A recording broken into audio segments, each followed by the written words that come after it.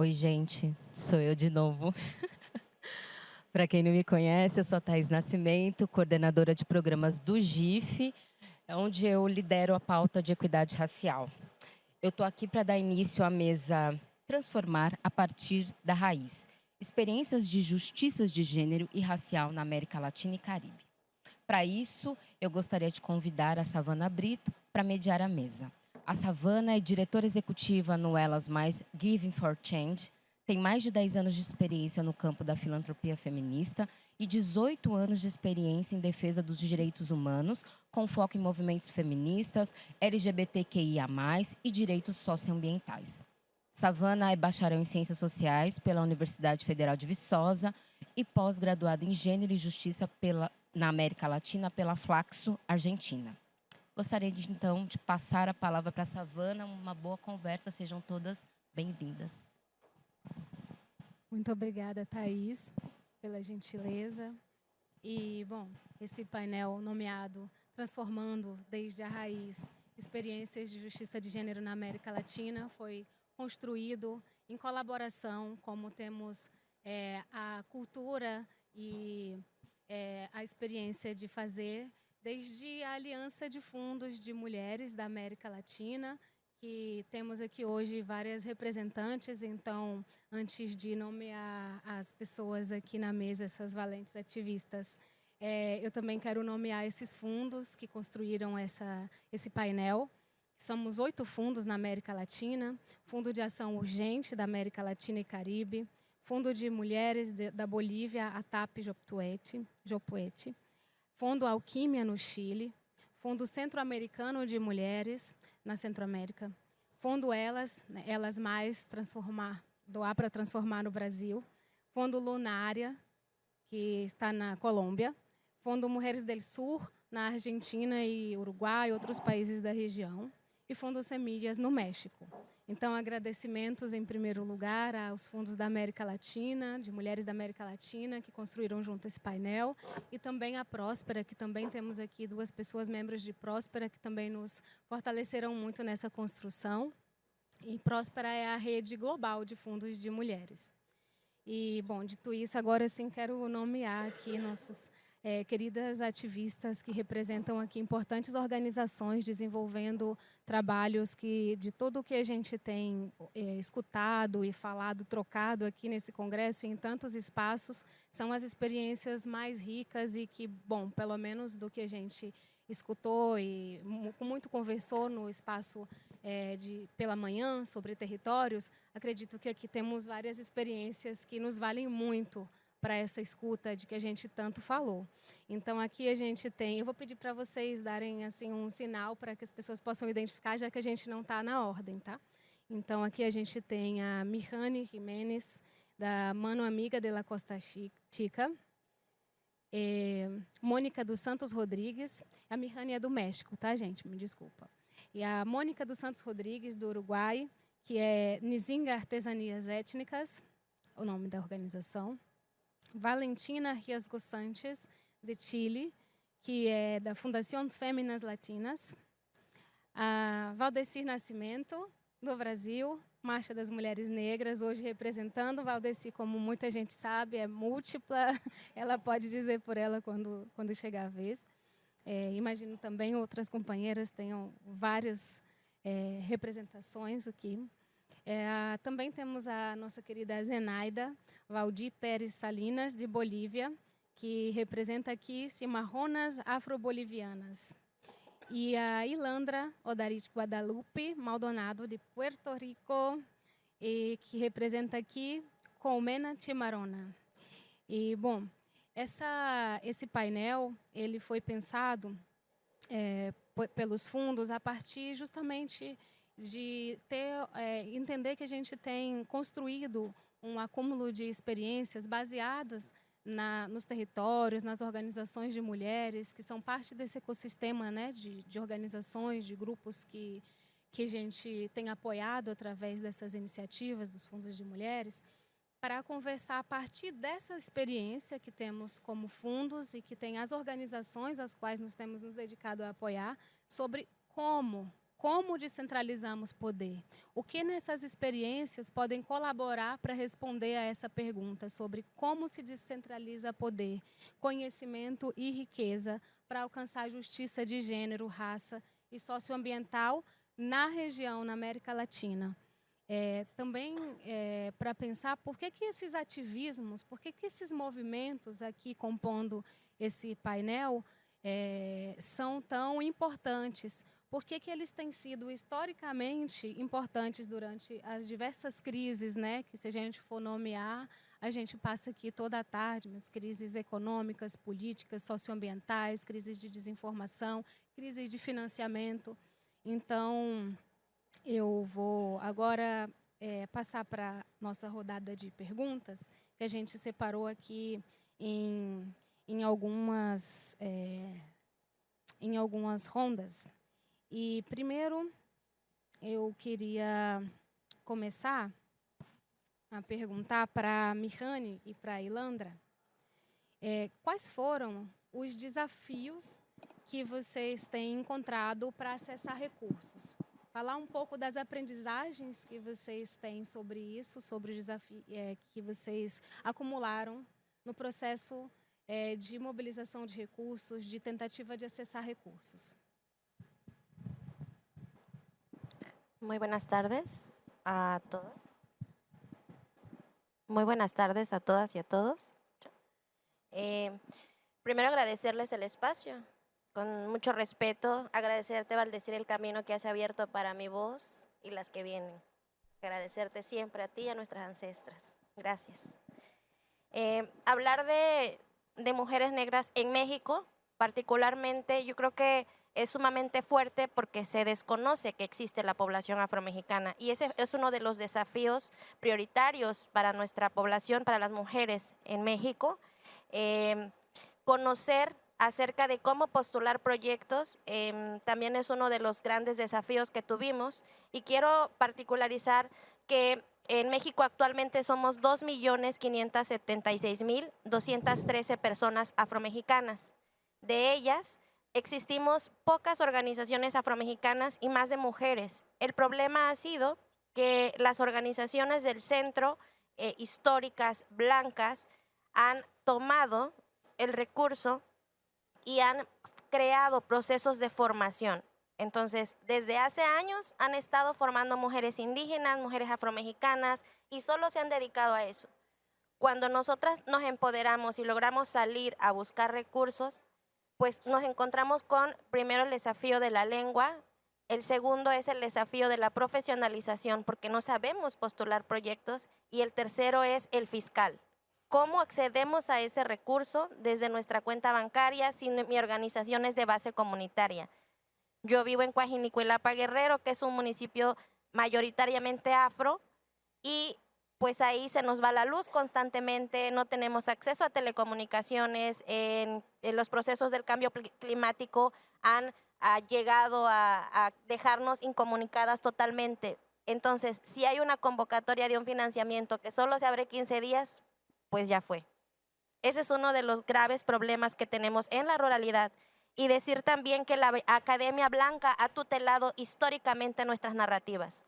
Si ustedes buscan en internet van a ver que quienes están escribiendo sobre nosotras no somos nosotras, son las otras. Y es por ahí que el recurso se nos va de nuestras manos. Cuando recientemente logramos alcanzar algún recurso como ahora, lo vemos pasar porque pues llega el señor vecino y entonces lo veíamos llegar y cuando lo vemos llegar, pues se fue. Porque las personas que estaban por apoyarnos pues están cerrando. Porque hay prioridades. Entonces, ¿cuáles son las prioridades si no somos nosotras? Si no somos las organizaciones de base. Ese ha sido uno de los grandes problemas que encontramos y también decir que se mezcla con el cambio climático, sí, pero también la violencia y el desplazamiento forzado que viven nuestras comunidades.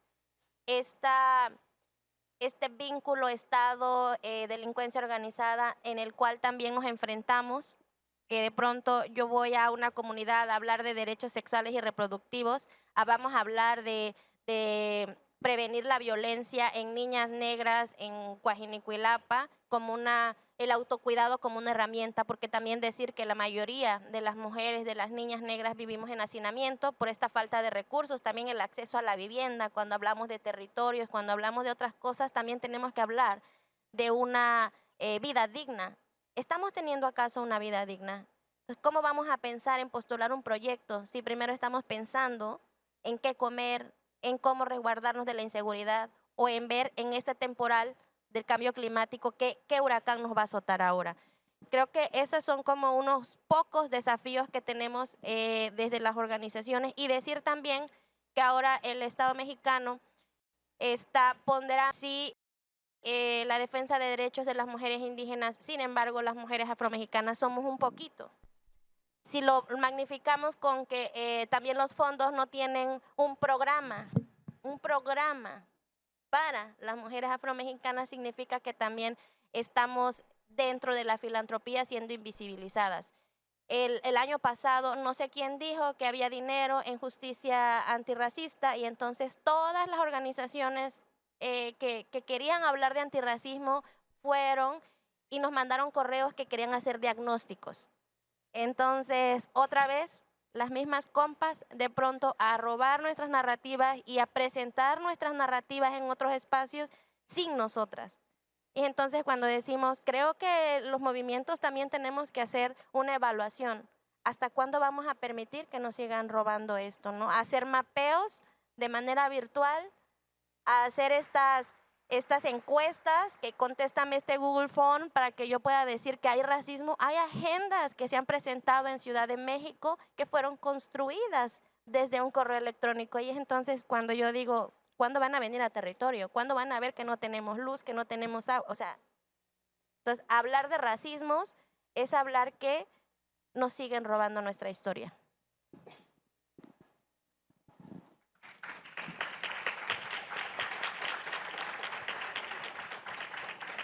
Saludos a todos, buenas tardes. Gracias a los intérpretes voy a tratar de no usar mucha jerga boricua. Mi nombre es Ilandra, vengo de la isla de Vieques, esa es mi banderita bella. Vengo de una isla en el Caribe, una isla que ha sido bastante invisibilizada por múltiples coloniajes, tanto español como luego estadounidense, que es bajo el que estamos actualmente. Y eso ha impartido en que nosotros en Puerto Rico y en Vieques pues tengamos invisibilización a nuestra identidad, poder reclamar nuestra propia identidad como afroboricuas, personas afroindígenas, personas que estamos siendo básicamente dichas cómo poder identificarnos dentro de nuestro territorio. Si miras los censos de Vieques, somos como 8,000 personas viviendo más o menos en Vieques. La gran mayoría no se identifica en ese censo como una persona negra, una persona afrodescendiente. Hay un blanqueamiento que está surgiendo y eso nos está impactando en nuestro poder, nuestro alcance y nuestro impacto educativo cuando hacemos nuestros programas en la Colmena Cimarrona.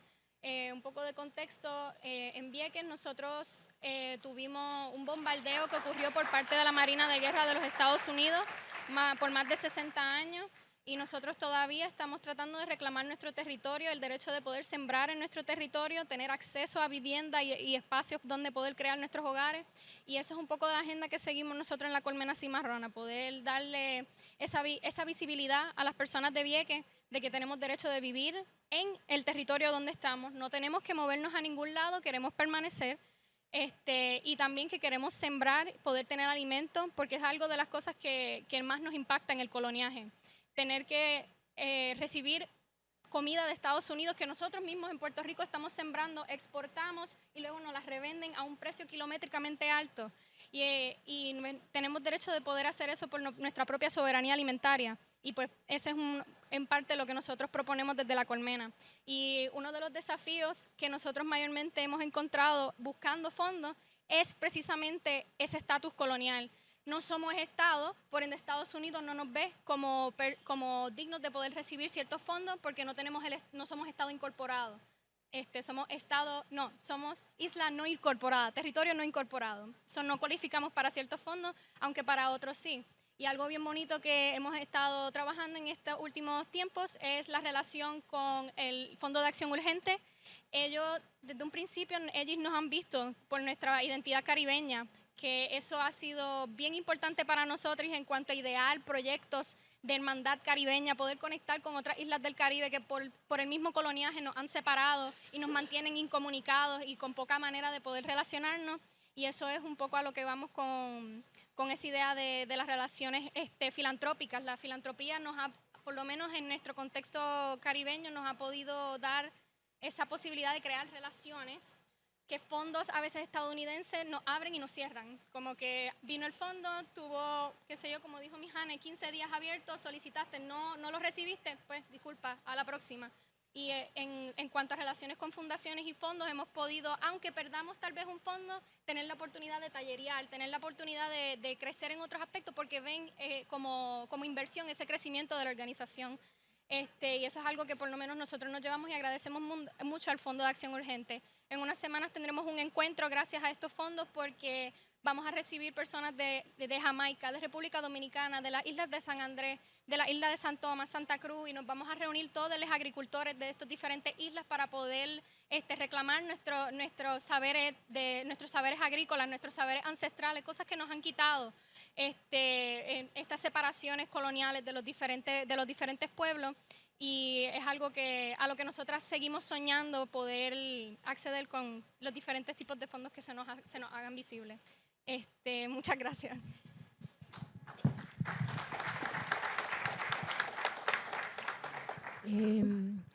Isso que diz a Mihane, né, e também a Elandra sobre como chegar a territórios que muitas vezes nem tem energia elétrica em alguns momentos, que são justamente aquele momento decisivo em que você tem que enviar uma solicitação, aplicar para um edital, para uma chamada, né? Então, que os fundos de mulheres têm trabalhado ao longo dos seus longos anos, né? Cada um com sua própria trajetória, mas há mais de 30 anos aqui na América Latina, os fundos de mulheres têm aprendido sobre como chegar de verdade a esses territórios, porque se você não considera, se você não escuta e não entende qual é a realidade concreta naquele lugar, não chega. Então, isso é algo que não só deve repercutir, mas que deve ser levado para a prática. Existem caminhos e nós temos construído caminhos, mas esses caminhos eles só se constroem se você está na relação direta, se você está aberta e disposta a desconstruir, como disse a Lígia, né, num outro painel mais cedo, não tem nada que não seja negociável, tudo é possível, basta estar disposta, disponível mesmo. Então, isso que é a provocação dos fundos de mulheres e que tem se permitido fazer a partir dessa relação concreta e contínua com as organizações às quais se pretende, né, apoiar. E agora, passando aqui a uma segunda rodada, nosso tempo está curto, hoje a gente perdeu mais um pouquinho com o almoço. E nessa segunda rodada, a gente vai convocar a Valentina e a Valdeci para falar um pouco sobre a importância da interseccionalidade. A gente quer saber por que é importante incorporar o aspecto da interseccionalidade, o olhar interseccional na mobilização de recursos, no financiamento. Buenas tardes para todas y todos. Nosotras consideramos que es importante focalizar los recursos en la interseccionalidad, porque si bien conocemos de las poblaciones vulnerables, las mujeres, las comunidades negras, las comunidades indígenas y todas las otras que se han mencionado en este transcurso del Congreso, pero hay otras personas que transversalizan otras, ¿cierto?, interseccionalidades. Por ejemplo, una mujer trans, migrante, negra, trabajadora sexual, con capacidades diferentes, ¿cierto? Entonces, digamos que sentimos que los derechos y los avances en reconocimientos dejan por fuera a estas comunidades específicas. Creemos importante que para poder avanzar en los derechos humanos tenemos que ir juntas, de la mano, que las comunidades negras incluyan a las diversidades sexuales y de género, sobre todo a las mujeres trans, que las comunidades indígenas, las comunidades campesinas se sumen a nuestra comunidad trans, porque las comunidades trans están en todas las comunidades. Entonces, creemos que ese ha sido un retroceso o una dificultad para poder nosotras ir de la mano con los movimientos que tienen históricamente una lucha, ¿no? Vemos cómo las mujeres trans negras están todavía a la deriva, ¿no? Afuera de la frontera, pero también estas mujeres migrantes, ¿no? Y digamos que yo me quiero focalizar un poco en el tema migrante, que es el tema que nosotras trabajamos como mujeres trans y féminas latinas, y es que las mujeres en condición de migración tienen unos estatus de regularidad y de irregularidad. Y eso ya hace como que eres una persona sujeta de derecho o de objeto de derecho, ¿sí? Entonces, para quienes tienen un documento de identidad, pueden acceder a esos derechos o a esos beneficios estatales, que ya sabemos todas las barreras que se presentan para acceder a esos servicios, pero que pueden acceder, se les facilita el camino, ¿no? Pero para quienes están de un estatus migratorio irregular, ¿cierto? Que no tienen un documento de identificación, no pueden acceder a estos beneficios estatales. Pero lo que es peor aún son a los recursos, a la economía, al dinero, ¿cierto? ¿Cómo nosotros no podemos acceder a estos recursos por no tener un documento de identidad? Porque siempre se nos va a pedir un documento nacional, ¿cierto? Y quienes no tenemos ese documento nacional no podemos acceder, ni siquiera a los proyectos ni a los recursos. Es importante que se invierta en estas comunidades para ir de la mano, ¿no? Con los grandes movimientos. Pero además, también decirles que el contexto político, digamos, donde se maneja el tema de los recursos, vemos toda la corrupción, ¿no? En Chile, por ejemplo, específicamente, tuvimos el caso de las fundaciones de los políticos que focalizaron los recursos a organizaciones de ellos mismos, ¿no? Y haciendo que hubiera una mala interpretación sobre los recursos de los movimientos. Féminas Latinas desde el 2009 ha sido apoyada por el Fondo Alquimia y es el que nos ha permitido poder hacer nuestro trabajo, poder acompañar casos de vulneración de derechos humanos, casos institucionales, mujeres en situación de calle, mujeres viviendo con VIH, mujeres con capacidades diferentes, ¿cierto? Entonces, gracias a este apoyo flexible del Fondo Feminista hemos podido avanzar. En 10 años de constitución de nuestra organización, nunca hemos aplicado un proyecto gubernamental.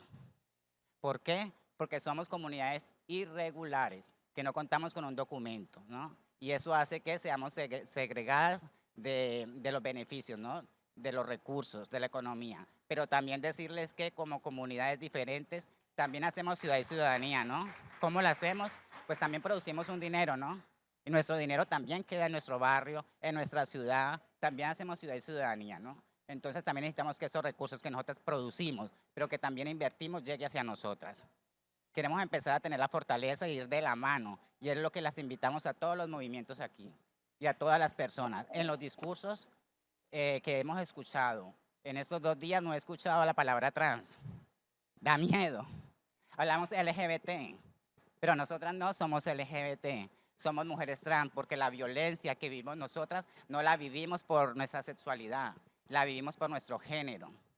Porque ser mujer es una construcción social. Se nace macho y hembra, ¿cierto? Pero nos construimos socialmente como hombres y mujeres. Y por eso nos leemos como mujeres. Entonces, para nosotras es muy importante que nos abracen los movimientos, todos, ¿cierto? Porque en todas las comunidades sabemos mujeres trans.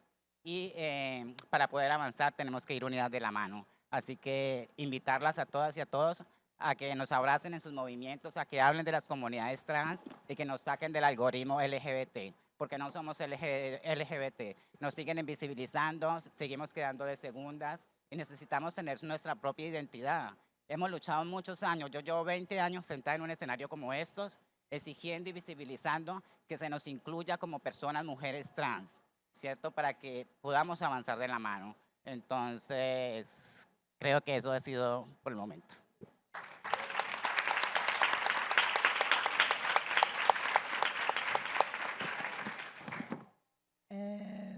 Boa tarde a todas, todos e todes. Falar de interseccionalidade no financiamento é levar em consideração uma das chamadas que esse encontro tem, que é sobre a escuta ao território. Se você parte do princípio que é o território o espaço onde a vida acontece, a gente existe no território, por si só, para ser bem simples, sem muita complicação, o território ele é diverso. Não tem como você segregar o território, mulher trans, negra, quem está mais pobre, quem tem discapacidade. Discapacidade aqui é por conta das companheiras espanholas, ou de língua espanhola. Então, se você pensa o território, se nós vamos escutar o território, é óbvio que ao escutar o território nós vamos pensar um financiamento interseccional. E levar em consideração a interseccionalidade para além das relações de gênero, da relação racial, mas de toda a diversidade que o território apresenta. O território é vivo. Aprendi agora de manhã, é óbvio, na mesa principal. Se o território é vivo, ele traz para a gente dimensões das mais diversas. Eu sou uma mulher negra, não basta quando eu estou no meu território, porque meu território me convoca para um conjunto de outras dimensões que é necessário dar conta. Quando nós, mulheres negras, reivindicamos mais recurso, é porque o formato do recurso e a quantidade do recurso, ele não dá conta do que é a diversidade de você atuar numa comunidade negra. Da mesma forma que você pode atuar no sentido de apoiar mães de jovens que são assassinados pelo Estado, apoiar mãe de jovens assassinados pelo Estado, é um mundo de diversidade dentro daquele contexto. E nós temos uma questão que é para refletir, é que o financiamento ele vem carimbado. Agora ele está começando a ficar mais flexível, mas os financiadores eles têm um desejo. Meu desejo hoje é aumentar o nível de escolaridade. Como é que eu aumento o nível de escolaridade em um território se eu não levar em consideração as violências, as condições de alimentação, a sua habitação, a condição de equilíbrio daquela família? Então, a interseccionalidade, ela por si só, quando você olha para o território, e eu não gosto muito de chamar de vulnerável, porque vulnerável, ele por si só, a vulnerabilidade, ela por si só, ela tira nossas forças. Então, nós estamos em luta permanente, e essa luta permanente é para dizer que a escuta sobre o território redefine a forma como que você repassa o recurso. Ela redefine o montante que você repassa o recurso. Então, nós temos ainda, apesar do GIF nos dizer que a ideia de centralizar poder, conhecimento e riqueza, nesse 13º Congresso, nós temos muito que caminhar ainda. Tem outros desafios, até a gente descentralizar poder, e nós sabemos, uma sociedade com quase 400 anos de escravidão não descentraliza poder, não descentraliza poder com facilidade, e nós sabemos de que poder nós estamos falando? É muito relativo. Descentralizar riqueza, para mim, perpassa por reparar as injustiças, por reparar toda a riqueza que foi gerada a partir da desigualdade. Como é que a gente trata isso? Então, eu gosto da ideia da gente refletir sobre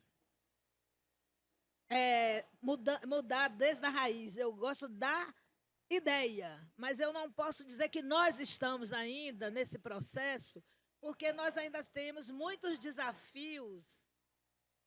Eu fico incomodada com isso aqui. Muitos desafios para serem enfrentados, considerando que a própria compreensão de humano, de humanidade, de territorialidade está sendo construída, porque nós estamos reivindicando uma humanidade que não é reconhecida, apesar de sabermos que somos talvez mais humanos do que eles, né? Que estão no poder.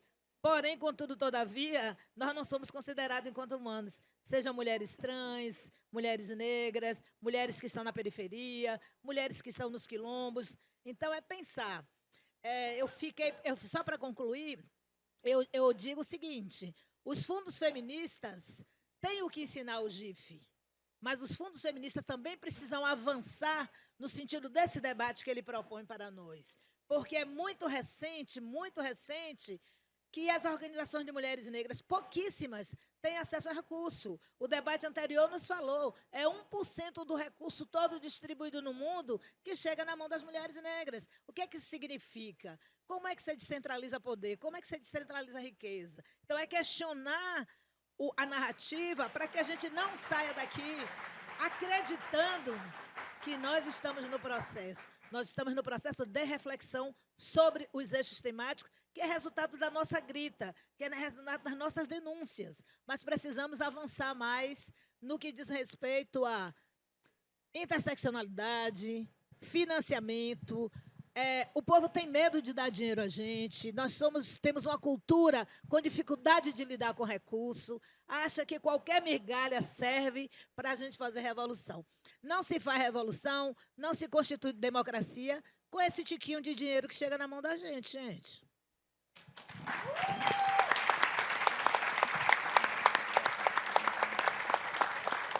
Bom, e interseccionalidade, assim como decolonialidade, tudo isso está um pouco, né, assim, na boca e quase nada na prática, né? Então, esses termos eles vão tomando um lugar que é um lugar muito distante da ação prática, né, do aprendizado concreto. E aprendizado concreto ele só é concreto quando ele se realiza, né? Só na memória não serve para nada, não faz transformação, não faz o recurso chegar para as organizações de mulheres negras, indígenas, quilombolas e comunidades tradicionais ou outras tantas que são tão importantes, né?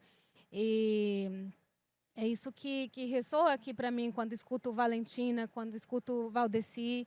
E, claro, tem um caminho que é infinito assim, de aprendizado. E se algum fundo, alguma fundação, se alguma organização, qualquer que seja, não entende que o caminho do aprendizado e da transformação é infinito, então a gente não está indo mesmo para lugar nenhum, de fato, né?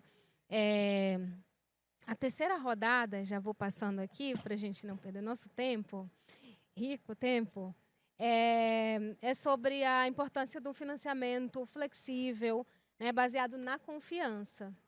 E aí a gente já dialoga com o que Valdeci também acabou de dizer aqui. Que medo é esse de entregar recurso que tanto se fala que é no território, que são essas organizações que estão fazendo o melhor trabalho, são elas que sabem, mas por que então que tem esse medo tanto de entregar recurso e confiar e ser flexível, né?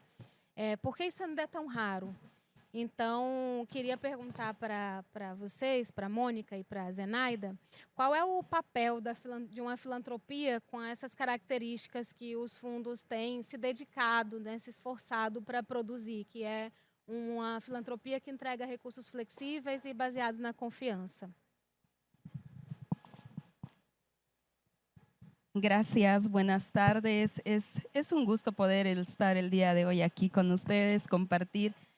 Sin duda, tener un micrófono ya es una posibilidad que muchas no tuvieron en nuestras épocas, y creo que eso nos da la posibilidad y la oportunidad de poder expresar nuestra voz y hablarles desde nuestro sentir, porque la flexibilidad te permite amoldar la naturaleza. Los árboles son flexibles, ¿no? Pero la rigidez provoca que muchas cosas se rompan y no funcionen. Creo que en ese marco los recursos flexibles tienen que ver con las raíces de las cuales hablaban, con que yo desde mi realidad como mujer afro-boliviana, cimazona, desde las comunidades, desde el área azul, entiendo mi necesidad y creo yo cuáles son los factores y qué puntos tomar, porque muchas veces instituciones que quieren cumplir un programa vienen, vamos a dar un taller de racismo y discriminación, pero no necesitamos racismo y discriminación ahora. Ya sabemos, hemos avanzado, no es el taller de racismo y ahí se cierra el programa. No, yo sé qué es lo que quiero y tengo una voz que sé usarla, y si no la sé, pues voy a aprender. La premisa de la Asociación Cimazona siempre ha sido que yo no voy a ser tu voz, porque tú tienes tu propia voz y hay que aprenderla a usar. Mientras yo decida usar tu voz y someterte incluso dentro de nuestros colectivos, ahí estamos haciendo un poder de centralizarlo en mí. Pero cuando yo diversifico, me permito escuchar a la otra, a la compañera, a la que habla más bajo, a la que es más tímida, permito también descentralizar incluso mi propio liderazgo, y todos tenemos una voz colectiva. Pero ese proceso conlleva un tiempo. No es fácil, es un proceso que dista de sanar, de conocerte, de verte, de aprender cómo nuestros territorios, nuestros cuerpos han sido avasallados, y tenemos que vivir ese proceso. Y en eso necesitamos tiempo. recursos que nos permitan hablar, interlocutar, tener este tema de cercanía, de comunitario, en armonía, en círculos, donde ninguna es más que la otra, donde entre todas con tías y hablamos, las niñas tienen su espacio, adolescentes, donde todas podemos interlocutar y conversar, no desde una posición de poder, sino desde una posición de igualdad. Y no es lo mismo tener igualdad que sentirte igual a la otra persona. Eso conlleva tiempo. Así que creo que los procesos y la filantropía flexible nos permite empezarnos a repensar y nos da el paréntesis y el tiempo para seguir. Es el proceso que nosotras tuvimos la oportunidad de vivir con el fondo ACTAPI. ACTAPI significa una palabra donde todos traemos lo que tenemos, todo lo que producimos, ponemos a la mesa y compartimos, y cada una toma lo que necesita. Nos ha permitido aprender, conocer, ser responsables, capacitarnos. Si no sé, yo lo digo, no hay problema en no saber. Pero también decido y dejo que la otra persona me enseñe, me nutra a mi afrodescendencia, quién soy, me voy nutriendo y vamos construyendo en colectividad.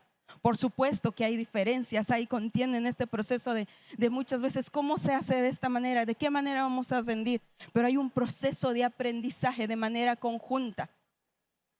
Y esto nos permite surgir y también no simplemente que sea un discurso que nosotras estemos puestas para la foto de que inclusión, diversidad y la foto y allí se resume todo. No, por supuesto que no.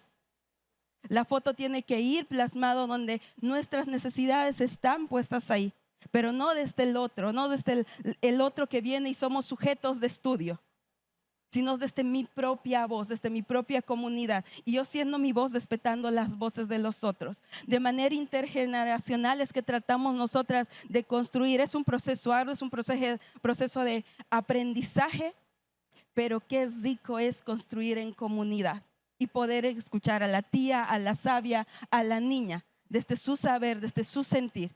Y esto nos ha permitido construirnos, escucharnos, desaprender y construir este proceso de despatriarcalización que llamamos en Bolivia, ir caminando hacia esto. Y esto también ha generado un proceso interno de fortaleza, porque allá muchas veces decimos, esta es la estructura del taller, y alguien levanta la mano y dice, no, nosotras tenemos estas necesidades desde las comunidades, así que vamos y construimos de manera conjunta. Y la flexibilidad que nosotros también hemos aprendido a tener, también la filantropía debería de tenerla, porque nuestros procesos no han sido los mismos, pero sin embargo creo que nuestra visión se trata de llegar al mismo camino. Cada una va a tomar caminos diferentes y la flexibilidad permite que ninguna se rompa, ninguna sobreponga a la otra y que todos podamos construir. Gracias.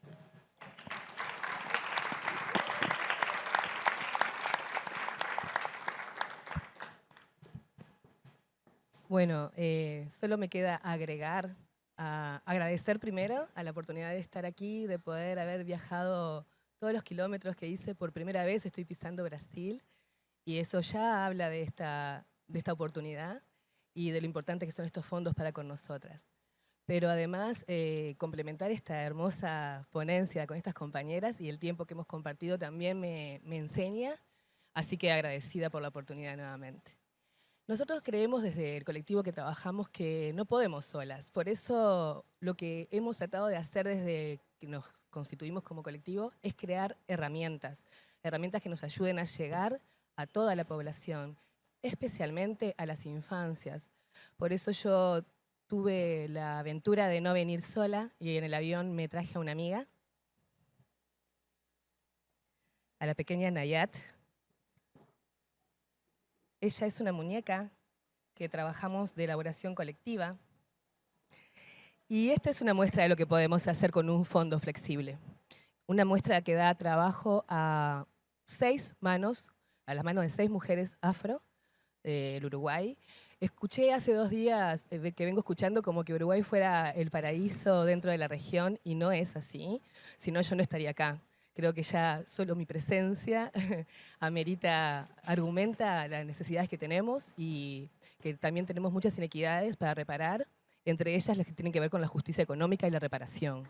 Así que creemos que herramientas como este libro, que narra la historia de estas mujeres que elaboran esta muñeca y que viene un packing completo que nosotros llevamos a las escuelas y trabajamos la identidad de las infancias, afro y no afro, porque con esta herramienta hemos trabajado hasta con infancias de poblaciones de escuelas de niños sordos o de baja audición. O sea, es una herramienta universal.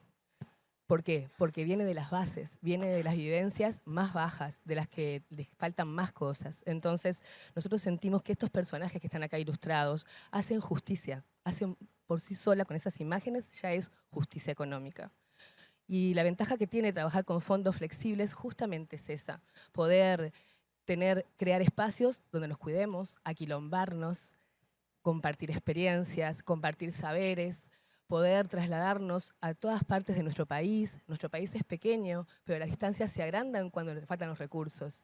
Entonces, poder flexibilizar los recursos es programar un viaje, pero de pronto sale una necesidad urgente en otra zona, bueno, poder diversificar y cambiar el destino o ir a más de un destino y el fondo está destinado para otra cosa, bueno, pero lo replanteamos, nos sentamos, trabajamos en horizontalidad, compartimos las experiencias y creamos prioridades y ahí es donde va destinado año a año el fondo. Nosotros hace ya 3 años que estamos postulando a este fondo. Empezamos aquilombándonos, luego pasamos para intercambiar saberes y este año estamos algo así como en el cuidado de nuestra salud mental porque estar en la militancia permanentemente es todo un desafío. Es agotador, es cansador y no es para cualquiera.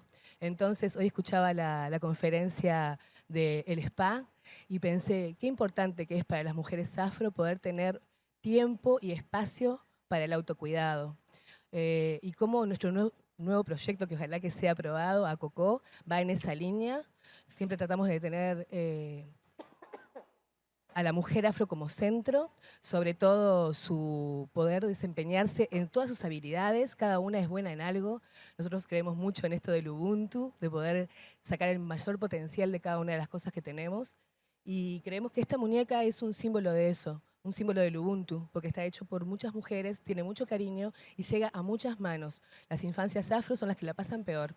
Entonces, saber pensar en ellas es como una prioridad para nosotras, no solo para nosotras, sino para toda una amplia red de cultura viva que hay en nuestra comunidad y que le da valor a estas herramientas. No es la única herramienta, tenemos muchas de estas. Nosotros tenemos una de elaboración de nuestro proyecto, pero ponemos en comunión con muchas otras, con mucha literatura, con mucha expresión, con muchos relatos que salen desde la doloridad, pero que vienen para tratar de llenar esos intersticios y nadie en el Estado nos iba a dar apoyo para eso, nadie en el gobierno nos iba a dar apoyo para eso, solo un fondo feminista que pone a la mujer en el centro, que tiene como objetivo darle esa reparación que está pendiente, podría estar pensando en que no solo 1 año, sino 2 y hasta 3, los que sean necesarios para que las mujeres podamos llegar a donde necesitamos llegar, o por lo menos acercarnos a donde necesitamos llegar. Y otra cosa que también creemos es que cuando nosotros postulamos a cada fondo, no siempre tenemos la esperanza de ganar, pero no porque creamos que no estamos capacitadas para recibir ese fondo, sino porque sabemos que hay otras compañeras, cada vez conocemos más colectivos, cada vez conocemos más red y nos damos cuenta de que hay otras realidades y que pueden estar priorizando economías. Entonces entendemos que para designar esos fondos hay mucho trabajo, mucha investigación de las bases, mucho, bueno, a ver a quién apoyamos esta vez, porque no podemos apoyar a todas a la vez. Entendemos y respetamos muchísimo eso. Así que cada vez que presentamos un fondo, nosotros cruzamos los dedos para ser seleccionadas, pero por otro lado también creemos en esa justicia y sabemos que si no va a ser para nosotros, va a ser para una organización que de verdad lo necesite. Esa es la importancia que yo le encuentro en esta de la flexibilidad del fondo.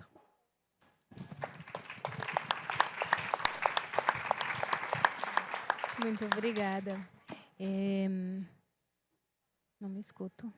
Bom, como vocês foram muito eficazes mais uma vez, a gente fez um combinado sobre os tempos que a gente tinha aqui, um curto tempo para muita gente, elas foram assim mais do que mais do que econômicas. Isso quer dizer que a gente vai ter até mais tempo para a nossa rodada final, o que é bastante bom, porque a nossa rodada final ela é para que cada pessoa aqui no painel possa fazer suas recomendações para a filantropia, considerando então esses momentos, né, que a gente está vivendo de crises e desfinanciamento. Então, qual é a mensagem que vocês gostariam de deixar para a filantropia? Então, como a gente tinha combinado antes um tempo, a gente pode recombinar agora, que cada uma pode ter de 3 a 4 minutos. 4 minutos acho que tá bom, ainda me sobra. Pode começar.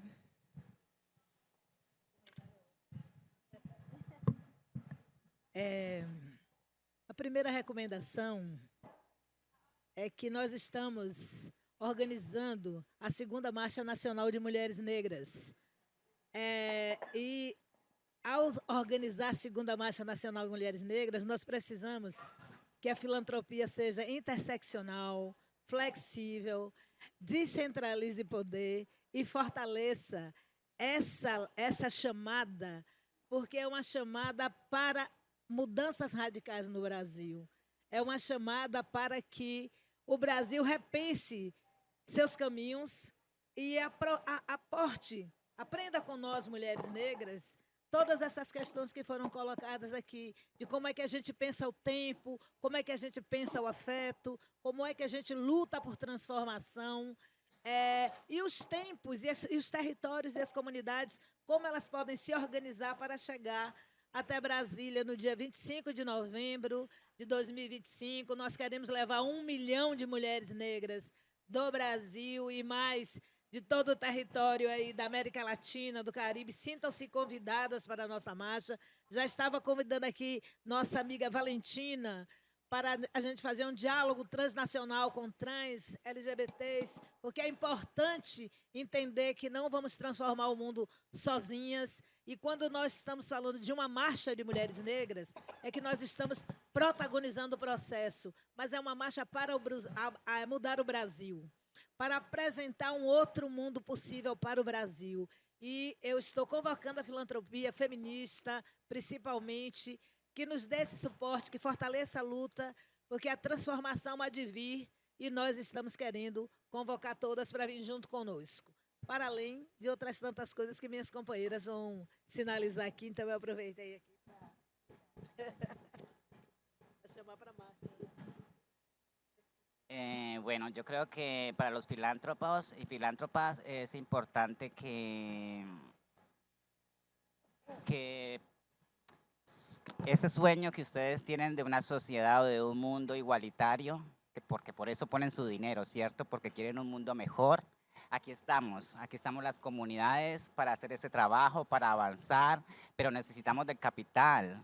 Necesitamos de dinero porque es que estamos combatiendo contra la institucionalidad, ¿no? Contra un gobierno resistente, machista, patriarcal, xenófobo, misógino. Entonces, decirles que ese sueño de querer un mundo igual es el sueño de nosotras también, de quienes estamos trabajando, de quienes estamos luchando para alcanzar esa meta, que no es fácil sin recursos, que no es fácil sin poder, digamos, tener la estructura, ¿no? La estructura para poder nosotras contribuir.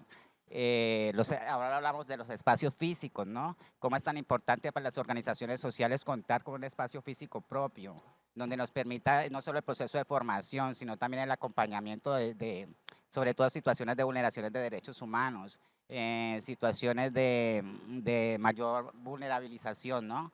Entonces, trabajar en espacios prestados, en condiciones indignas, precarias, con hacinamiento, ¿cierto? Entonces necesitamos también mejorar esas condiciones para que el servicio que brindamos como organización sea digno, eficaz, eficiente. Y nada, decirles también que son los fondos feministas lastimosamente los que están llevando que esos movimientos surjan, a pesar de que somos resultado de un sistema, ¿cierto? Un sistema que nos rechaza y que por eso surgen estas comunidades. Son precisamente los fondos feministas los que nos permiten avanzar, esos fondos flexibles, ¿no? Que no nos piden unos requisitos para poder acceder a ellos, ¿no? Para nosotras poder distribuir, manejar este recurso de la mejor manera que consideremos, ¿no? Y a veces cuando uno se sienta en un computador a hacer un proyecto, está pensándose en lo que podría pasar, ¿no? Pero en la marcha nos encontramos con situaciones muy distintas, ¿cierto? Y necesitamos mover esos recursos de un lado a otro. Entonces, esa flexibilidad, ¿cierto?, nos permite. Además también que no está, digamos, sesgado a una sola comunidad o a una sola lucha, sino que es un recurso para avanzar en todas las luchas, ¿no? Entonces, yo quiero dejarles ese mensaje, que su dinero sea invertido en ese sueño que tienen para estas comunidades que trabajamos para alcanzar ese sueño de todas.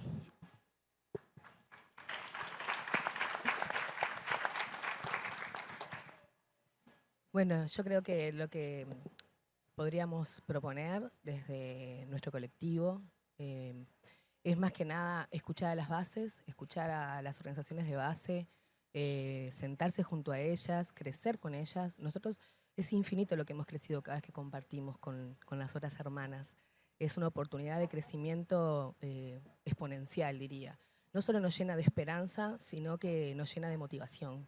Entonces me imagino que puede ser muy motivante, muy apoyativo, realmente ir a donde se necesita con los apoyos, ir escuchar dónde es que están las necesidades y vincularse con las organizaciones bases, abrazar, sobre todo las que abrazan todas las luchas, las que abrazan más luchas, porque es ahí donde está el verdadero valor. Y también otra propuesta es, bueno, abocarse más a la educación, porque creo que uno de los grandes factores por el que el mundo está como está es por la desinformación. Así que, bueno, hay que apostar mucho a la justicia en la educación, en los contenidos educativos sobre todo. Nosotros trabajamos muy fuerte también con la etnoeducación, con tratar de llegar, acreditar todos esos saberes que están en las comunidades y bueno, me parece que por ahí también debería haber un gran apoyo de la filantropía, porque cada vez que queremos hacer algún congreso, algún encuentro de esos saberes, como no son los académicos convencionales, es muy difícil que se pueda apoyar. En mi país particularmente la universidad pública se ha declarado antirracista. Eso significa que en Uruguay todo es racista. Es si está la universidad que es el grado más alto, el tercero es racista, entonces las escuelas también lo son, los liceos también lo son. Y bueno, me parece que tenemos que también tratar de trabajar fuerte, apostar fuerte a hacer cambios en la educación de nuestras poblaciones.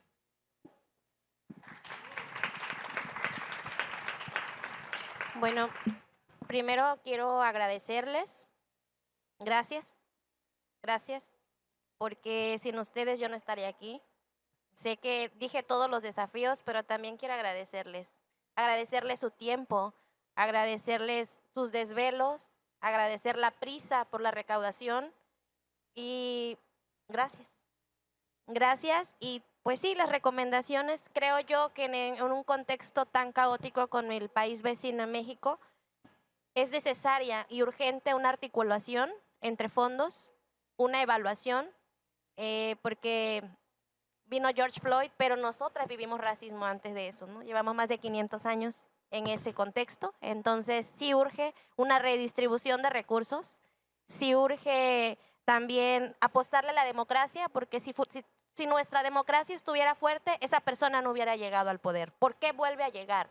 Entonces, ¿en dónde estaba el dinero ahí para contrarrestarlo? Creo que esa evaluación es urgente. Hablar de flexibilidad con organizaciones de base es fundamental. Lo he dicho siempre, la solución siempre ha estado en los pueblos, en nosotras, en las mujeres indígenas. Ante el cambio climático estamos las mujeres racializadas. Ante la violencia estamos las mujeres racializadas. Ante el aborto estamos las mujeres racializadas. Ajá. Siempre hemos sido la solución. ¿Por qué no hablar de una buena o nueva redistribución hacia nosotras? Creo yo que es una deuda histórica que también la filantropía tiene para con nosotras. También creo y firmemente que debe haber más mujeres, personas racializadas al frente de las tomas de decisiones en la filantropía, porque sí podemos, solo queremos que nos den la oportunidad. Digo, yo no sé si voy a hacer algún fondo algún día, pero sí me gustaría ver que con quien dialogo y le cuento qué es lo que yo quiero o cuál es el sueño que yo quiero cumplir o cuál es el sueño que mi hija Lía de 6 años quiere cumplir, sea por lo menos con alguien con quien se le parezca fenotípicamente por lo menos. y hablar también de los espacios de confianza. Algo que sí me duele a mí bastante es cuando los fondos territorializan sus convocatorias, dejando a Cuba fuera, dejando a muchos territorios bloqueados fuera. Entonces, si todas hablamos de Cuba, sabemos que hay una deuda, ¿no? Todas nombramos a muchos territorios donde está Cuba, donde está Haití y cómo ellas están sobreviviendo, cómo ellas están bien viviendo, cómo ellas siguen sonriendo ante este bloqueo que nadie absolutamente puede derribar, pero que nosotras sí podemos vencer el sistema y muchas sabemos cómo. Entonces, busquemos esa forma de flexibilizar para ayudar a las compañeras de Cuba, de Haití y a otras más, ¿no?, que no pueden acceder sus recursos en estas cuentas fiscales, que México creo que muy pronto va a llegar por ahí, ¿no? Tenemos ahí una reforma fiscal que está a la vuelta de la esquina y que no se habla mucho, pero el Estado mexicano no nos da a las organizaciones civiles el recurso. El recurso no lo dan ustedes, pero nosotras sí tenemos que comprobar el recurso que nos dan ustedes. Entonces, así nos den ustedes 3 pesos, al gobierno le tenemos que reportar todo lo que hacemos con esos 3 pesos y ahí se nos va todo el dinero. Entonces, en esa flexibilidad que tomaran en cuenta también el ejercicio y la confianza que nosotras tenemos para hablarles de autocuidado, de derechos sexuales y reproductivos a las niñas, de menstruación, algo básico que todo el mundo dice, es que todas las niñas sabemos qué es la menstruación. No es cierto, cierto. En Cuaji todavía tenemos que decirles qué es la menstruación y que no es nada malo y que no son mujeres, que son niñas menstruando y que es algo biológico. Entonces, creo que ese sería mi mensaje, una articulación respetuosa, efectiva, redistribución del recurso y sobre todo evitar sostener el bloqueo hacia territorios como Cuba.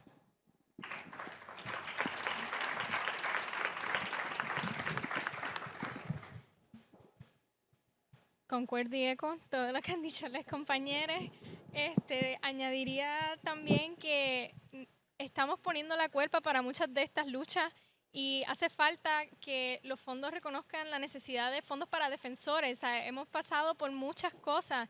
Nosotros en Vieques estuvieron subastando, vendiendo unos terrenos que posiblemente podían pertenecer a cualquier familia viequense y se las estaban vendiendo al mejor postor a personas de Estados Unidos, inversionistas extranjeros que tienen la gran capacidad de acaparar muchos de los terrenos de Vieques, terrenos que se pueden usar para muchas cosas. Y una de nuestras compañeras en una manifestación que estábamos teniendo para bloquear que ocurriera esa subasta, tuvo un encuentro con la policía y tuvo un caso que se le puso encima y estuvo mucho tiempo tratando de llegar a algún acuerdo para poder salir de eso libremente y poder continuar nuestro trabajo. Necesitamos fondos para los defensores, sé que existen, pero que reconozcan eso como parte también cuando están trayéndonos todas estas ideas de impacto que quieren ver en la comunidad. Ese impacto tiene una repercusión, tiene una consecuencia y necesitamos que también nos apoyen en esos espacios.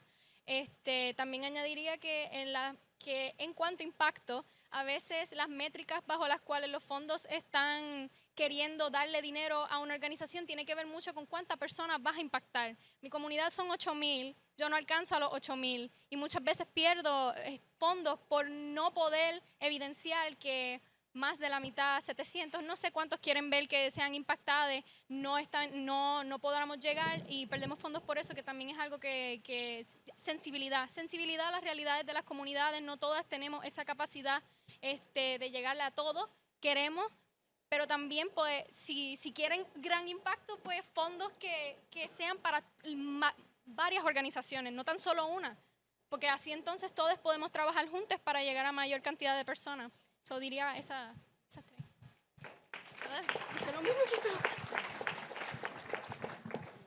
Me alegra ver que todas estamos en armonía y creo que una área que debemos de abordarles la salud mental en comunidades rurales, con mujeres indígenas. Creo que a raíz de la pandemia se ha visto muchos casos, pero los fondos que nos brindan tienen que ver con cumplir un estándar, con cumplir ciertas actividades que para trabajar salud mental necesitas flexibilidad, necesitas tiempo, necesitas un espacio. Y esto muchas veces no te permite tener, ¿no? Y creo que necesitamos generar este tipo de espacios donde se pueda abordar estas temáticas y desmitificar un poco el tema de salud mental y atendernos, ¿no? Porque hay muchas compañeras que no le están pasando bien en las comunidades y creo que necesitamos atender esta necesidad evidente que vemos en las comunidades. También algo que nosotras vemos y sufrimos siempre en Bolivia es que nosotras somos parte de pueblos indígenas originarios y afrobolivianos, ¿no? Y muchas veces nos sintetizan con el tema de mujeres indígenas y nosotros siempre buscamos el y vamos a tratar de postular a este fondo porque tal vez si nos consideran y nos gustaría ser nombradas como lo que somos, mujeres afrodescendientes, mujeres negras también, y tener la posibilidad de postularnos, ¿no? Siempre mencionamos muchas veces el otro, ¿no? Y nosotras muchas veces tenemos que hacer ese constante reclamo donde no somos otras, sino que ya somos parte, y estas recomendaciones, ¿no? Que hayan fondos específicos para necesidades específicas, ¿no? Generar datos desagregados es una necesidad que también tenemos y es necesario que podamos realizar estas investigaciones, pero desde nuestros saberes, desde nuestros conocimientos, la flexibilidad en tema de postulaciones. Siempre nosotros nos ponemos en una computadora al frente de ella y sí, redactamos y tratamos de hacerlo, pero qué bonito sería si se puede hacer una postulación con video, desde donde las comunidades hablan, mediante la voz se da a conocer cuáles son las necesidades en nuestra lengua, ¿no? Para también reivindicar y se vea la diversidad de postulaciones que puedan haber y no simplemente enmarcarnos en una sola postulación. Creo que los fondos son de mucha ayuda para nosotros, ¿no? Pero también conocer las realidades en los yungas donde nosotros estamos se conoce como el camino de la muerte y es un lugar de alto riesgo el ingreso que se debe tener y muchas financieras o filántropos deciden no apoyar por el riesgo que hay, más bien debería ser contrario a decir sí apoyamos, sí tratamos de mejorar, ¿no? Y creo que es eso, ¿no? Entender que nuestra realidad va a cambiar en la medida de que la flexibilidad pueda coexistir y pueda haber una especie de diálogo, conversación para que nosotros también podamos plantear nuestras necesidades. Muchísimas gracias por este espacio y la oportunidad que nos brinda.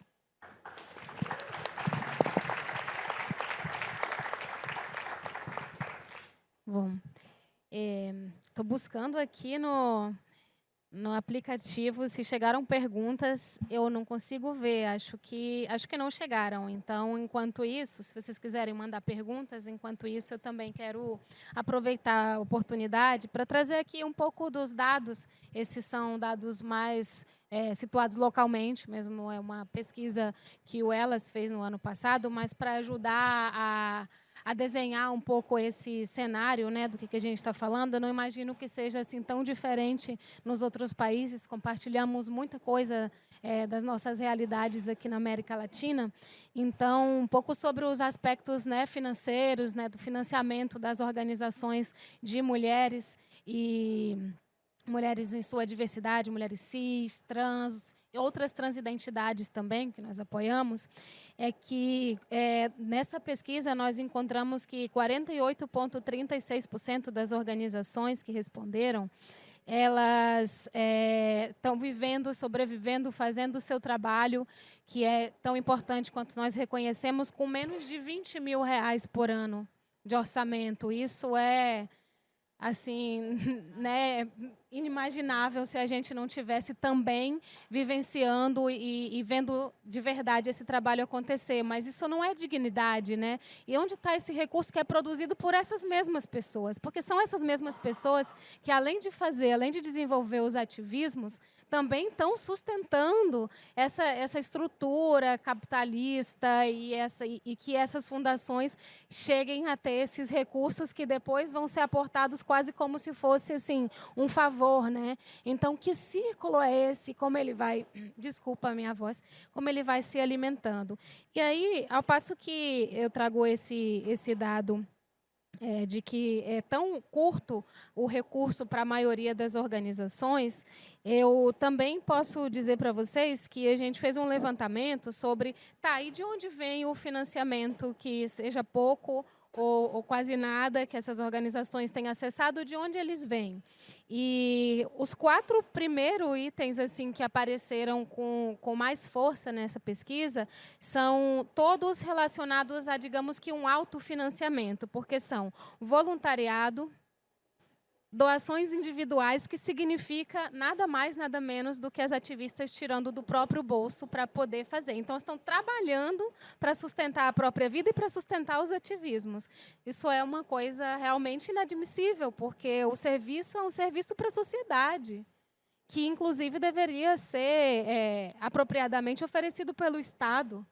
Mas estão as ativistas fazendo e tirando do próprio bolso para isso, trabalhando para poder gerar recurso para fazer o ativismo.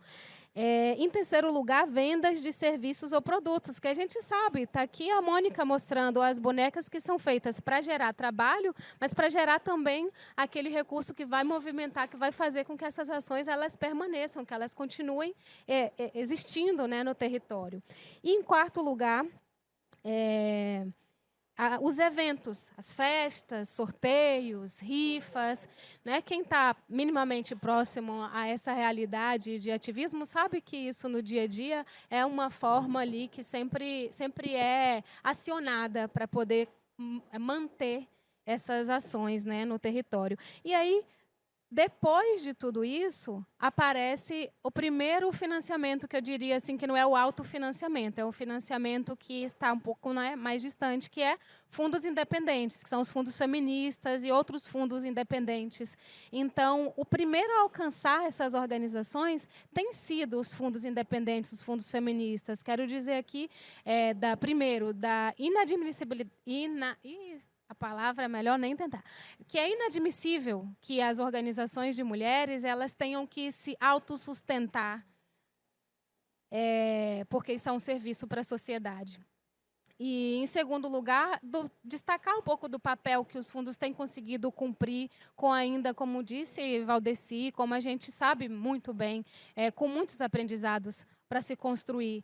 Mas temos conseguido chegar de alguma maneira. E é esse aprendizado que a gente quer compartilhar e quer fazer chegar mais longe, para que a filantropia privada, para que as fundações também possam alcançar, enxergar essa potencialidade. E aquelas que têm como desenvolver os seus caminhos para chegar direto às organizações, que cheguem, nós estamos aqui para fazer esse caminho ser possível. E aquelas que veem nos fundos essa possibilidade, pois bem, nós estamos aqui desenvolvendo essa estratégia para isso também. Porque sabemos que não é fácil, que você precisa ter ali uma expertise desenvolvida ao longo de muito tempo para você ser parte desse ecossistema e ter a confiança, porque a confiança ela não é unilateral. Não é para financiador confiar nas organizações. As organizações também estão aqui confiando nos financiadores e na filantropia para poder seguir fazendo o seu trabalho. Então, isso que eu queria também pontuar aqui, a partir dessa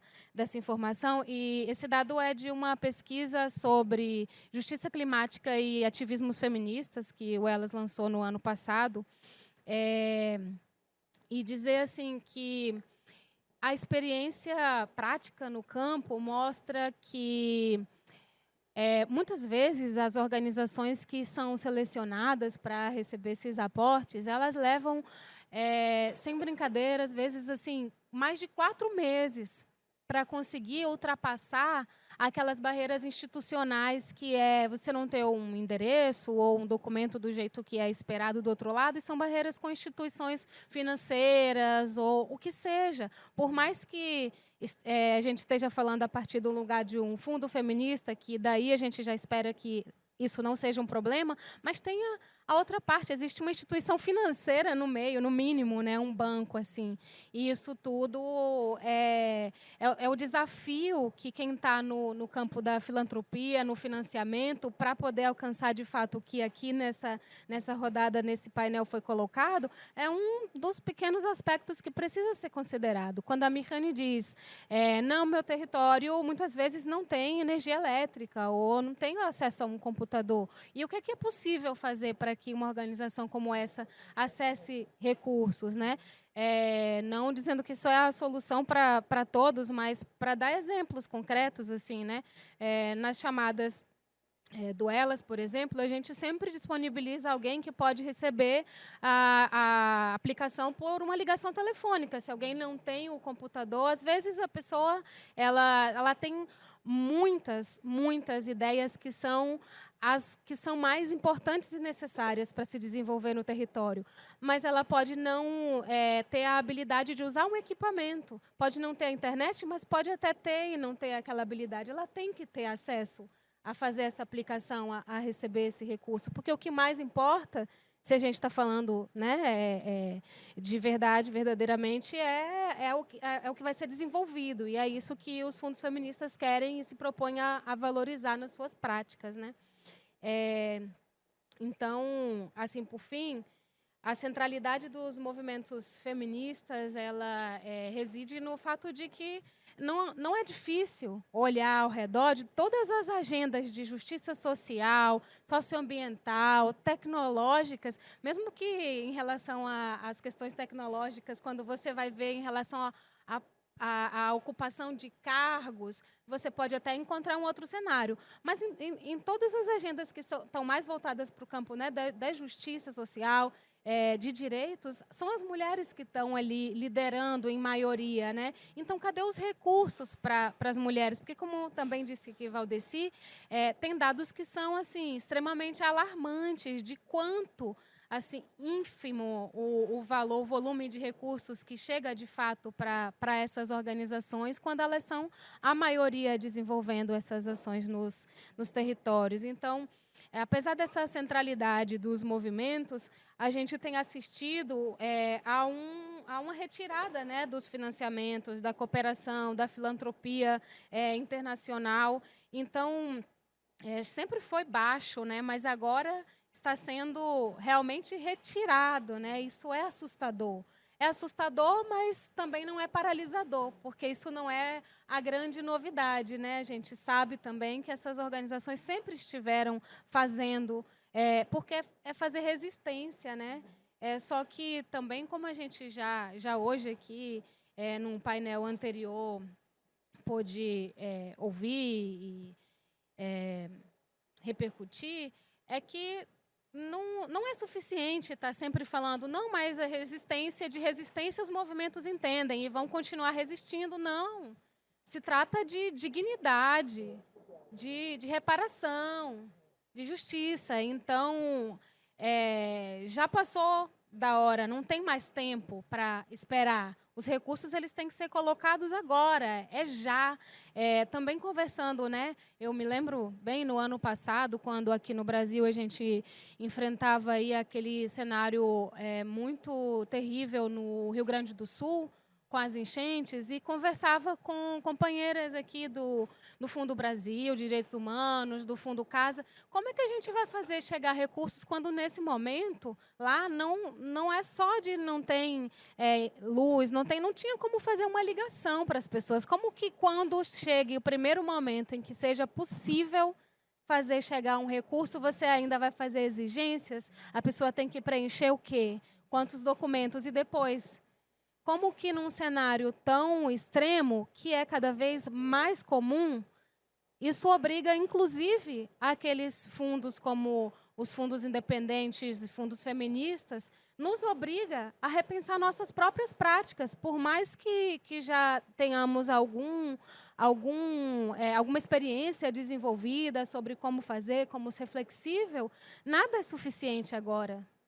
Nada é suficiente agora. Então, deixo essas reflexões e a gente ainda tem aqui um tempinho, porque minhas companheiras super econômicas, eu estou na posição aqui de mediadora, mas já aproveitei aqui o tempo. Acho que a gente não recebeu nenhuma pergunta, mas eu vou deixar que elas façam aqui mais alguns comentários, se quiser. Agora sim temos perguntas. Boa, agora nós temos. Então, eu vou ler aqui as 3 perguntas e quem de vocês quiser, a gente tem ali 12 minutos, acho que dá para fazer uma pequena rodada sobre como podemos criar estratégias para sustentabilidade financeira. Também nos pedem exemplos de processos filantrópicos baseados na confiança, dos quais participaram, que sirvam de inspiração. E, por fim, num cenário no qual as violências contra as mulheres são tão frequentes, como ganhar espaço para vozes femininas? Por onde começar? E Mônica? Valdeci? A segunda é qual? Vocês teriam exemplos de processos filantrópicos baseados na confiança, dos quais participaram, que sirvam de inspiração. Eu acho que uma estratégia boa para o apoiador, o financiador, é estabelecer uma relação mais próxima com as organizações. E o que é estabelecer uma relação mais próxima? Não é ir lá fiscalizar o acordo, fiscalizar se o apoio está sendo ou não executado, mas é aprender com aquela metodologia. Qual é a metodologia? Qual é a prática? Eu acho que essa é uma das formas estratégicas de confiança. Ter o financiador próximo, para ele saber como que você está fazendo. Inclusive, compreender que cada um desses recursos que é repassado exige de nós um pensar, um construir, um montar estratégia, um desmontar estratégia, uma flexibilidade, porque você negocia e constrói o projeto muitas vezes com a comunidade, mas quando o recurso chega e você vai para a prática, também você faz alterações, você faz revisões em função da dinâmica, do que é urgente naquela comunidade. Então, manter o apoiador próximo não é para fiscalizar, que isso tem muito a ver também com os instrumentos de avaliação. Como que você constrói instrumentos de avaliação que tenham a capacidade de mensurar o impacto, mensurar o desenvolvimento daquela ação, para além apenas do número da lista de frequências das fotografias. Como é que você avalia a mudança de comportamento, como a comunidade é afetada pelo projeto que você desenvolve? Então, eu acho que isso é muito importante para a construção da confiança. Eu falo pela experiência da minha organização, que é o ODARA, Instituto da Mulher Negra, Salvador, Bahia, que nós trabalhamos. Qualquer apoiador que chegar lá, ele vai ter condições de ouvir a comunidade sobre a execução daquele projeto, sobre o que aquele projeto trouxe de novo ou de transformador para aquele grupo, para aquela comunidade. Eu acho que a confiança passa por isso. E a desconfiança tem a ver com a ausência de refletir sobre o papel político e da responsabilidade dos dois, de quem financia e de quem é financiado. É uma ausência de percepção. É como se assim, estou dando dinheiro aí, resolva. Não é assim. Nós temos uma ação que é coletiva. A transformação feita pela organização na comunidade, ela impacta também na vida do apoiador. Então, essa seria a minha fala sobre essa questão específica. E em relação a... É porque a caminhada, gente, é muito recente essa relação financiador e organização da sociedade civil. É muito recente. Nós estamos construindo passos para essa intimidade. Gosto de falar assim, um namoro, né? Estamos no estágio de namoro, para noivar e depois morar junto. São processos de confiança que são construídos nos passos que são dados. E como eu tenho o poder de convencer o meu apoiador, que só quer dar recursos para determinadas questões, e eu dizer a ele assim, olha, rapaz, mas isso aqui, olha, senhora, isso aqui é a prioridade daquela comunidade. Se o recurso não chegar para aquilo, aquela comunidade vai se perder. Quer dizer, como é que a gente constrói? Então, nós estamos no Brasil, estou falando nós estamos, que eu estou pensando no Brasil, caminhando nesses passos com apoiadores, com financiadores, como, por exemplo, o Fundo Elas é um fundo que já está conosco, eu falo, movimento de mulheres e negras, principalmente, há muito tempo, e como o Fundo Elas tem aprendido com a gente de forma significativa, e como também nós temos aprendido com o Fundo Elas. Né? Eu tenho a SESI, que é uma outra instituição, que ela dá pouco dinheiro, mas o recurso que ela dá para o grupo que ela dá, ela faz a escuta. Não é só porque eu quero executar aquele recurso. Então, eu acho que todas essas são estratégias de construção de confiança. Mas nós que captamos recurso, não precisamos ficar pedindo esmola. Nós precisamos ter consciência política de qual é o papel político que nós exercemos lá no cotidiano da transformação social. Porque, às vezes, também a gente fica agradecendo. Não é isso. é uma relação política. É uma relação de corresponsabilidade. Não pode ser uma relação de uma via só. É uma relação de duas vias.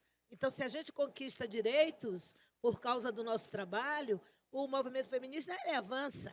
Ele avança porque ele está investindo em quem vai fazer incidência de forma significativa.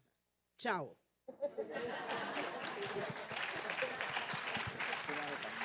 Complementando la hermosa ponencia de Valdecir, nosotros con el colectivo también aprendimos un montón de la confianza, desde la decepción de los primeros intentos, cuando este proyecto cultural que llevamos adelante estaba en la etapa prototipo. No teníamos apoyos, no lográbamos apoyos con las instituciones que eran las que estaban, vamos a decir, encargadas de apoyar a los emprendimientos de mujeres.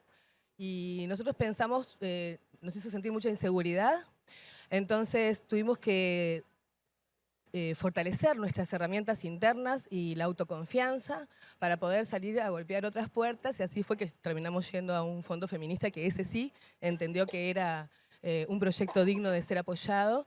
Y eso fue un intercambio de confianza, porque primero nosotros tuvimos que estar muy confiadas con nuestra herramienta, pero a su vez, al segundo año que postulamos, ya empezamos a transmitir confianzas de lo que ese fondo podía lograr a las otras compañeras. O sea, fuimos motivando a otras compañeras a también animarse, a sumarse a esa autoconfianza primero para poder llevar adelante sus proyectos. O sea, no éramos las locas sueltas que estábamos soñando con una mejor educación para nuestras infancias, había un montón de otros proyectos que iban en la misma línea, y eso también es algo que es de ida y de vuelta, ¿no? Yo creo que no paramos de aprender con este fondo, que no estamos solas, que hay otras hermanas en la misma situación que nosotras. Y creo que eso también es una gran fortaleza. Empezamos a entender que tenemos muchos socios, que no solamente son los que ponen el capital, sino que son los que difunden nuestra herramienta, que se puede capitalizar de otras maneras, y también eso nos llena de confianza, así que creo que por ahí la alianza es la mejor herramienta para la confianza. Yo, de manera rápida, contar que cuando yo asumo la organización tenía 26 años.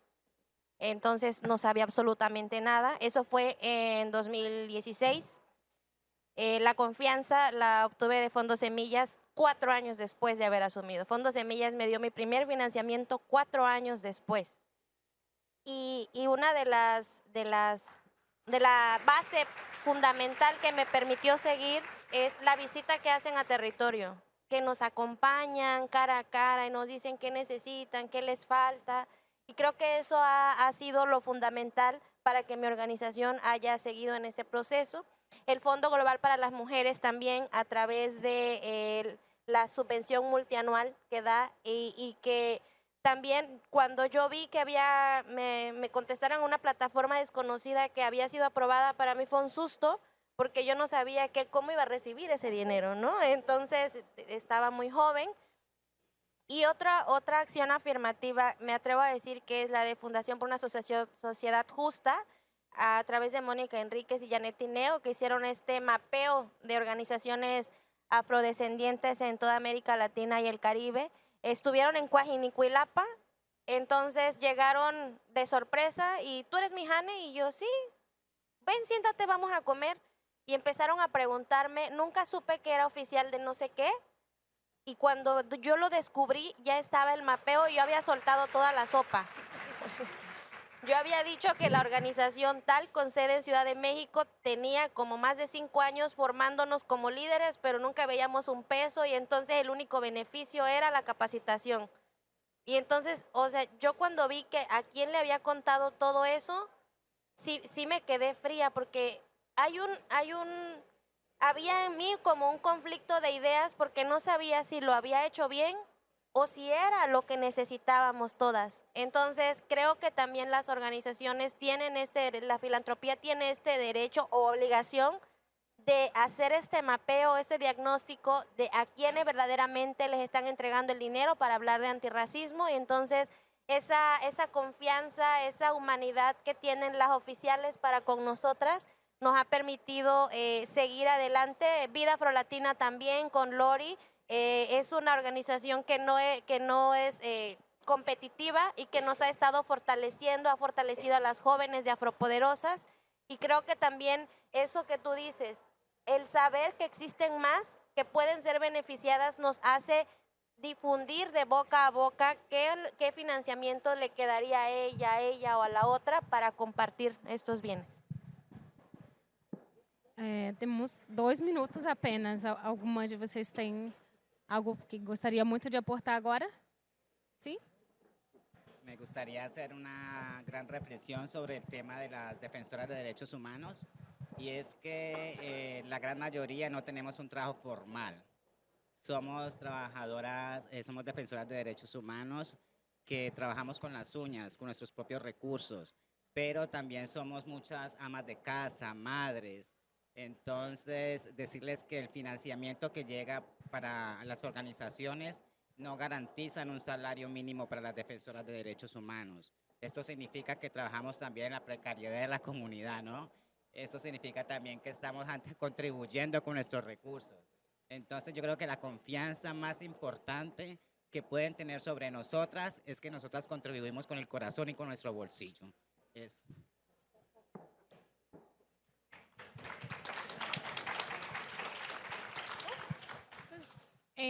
Yo creo que algo es trabajar con diferentes propuestas, o sea, recibir diferentes propuestas, y en el momento de entregar informes se vuelve un poquito como que, ok, somos poquitas trabajando en la organización, ¿quién se va a encargar de entregar este, y ahí empieza el desgaste, la quema, etcétera.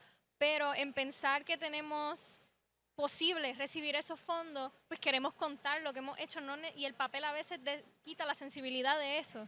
Y una experiencia que nosotros tuvimos fue que María Fond, un fondo boricua que nos ayudó a recibir unos fondos un poco después de María, el huracán María, por eso se llama María Fond, hizo un encuentro de las organizaciones que recibieron esos fondos y nos sentaron y dijeron, ok, compartan todo lo que han hecho para que también otras organizaciones se alimenten de eso.